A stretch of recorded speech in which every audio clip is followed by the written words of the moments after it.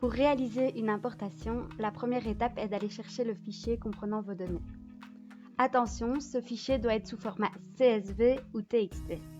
Donc, vous cliquez ici, la fenêtre s'ouvre, vous allez chercher le fichier correspondant à vos données.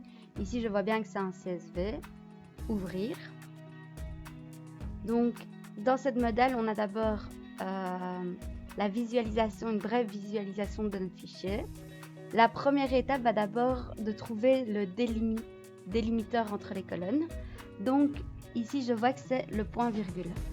Une fois que je vais choisir le point-virgule, je vois directement mon fichier qui s'affiche correctement, donc la visualisation qui s'affiche correctement.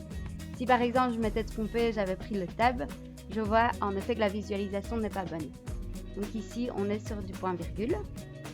Ensuite, je dois dire s'il y a un séparateur de décimales et si oui, si ça va être un point ou une virgule. Ensuite, combien de mois comporte mon fichier, donc sur combien de mois je vais diviser. Donc ici, je vais avoir 12 mois. Donc ça veut dire que mon fichier va être divisé par 12. Si vous importez par exemple que les 5 premiers mois d'année, vous aurez mis 5 mois.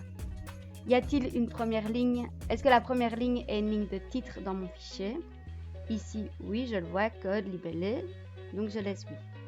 Ensuite, je vais essayer de matcher les différentes colonnes avec les colonnes, avec les éléments dans ANA. Donc ici, on me demande d'abord le code comptable. Donc, quelle colonne correspond au code comptable? Donc, c'est la colonne 1. Ensuite, l'intitulé. Donc là, je vois que ma colonne intitulée est la colonne libellée. Donc, la colonne 2. Puis, je peux soit dire que mon fichier comporte un solde, soit un débit et un crédit. Dans ce cas-ci, si ça avait été un solde, j'aurais pris ma colonne 5 qui est 12 mois et je n'aurais rien rempli dans le crédit. Par contre, si je prends ma colonne débit et ma colonne crédit, je dois bien sûr mettre je dois également matcher le crédit.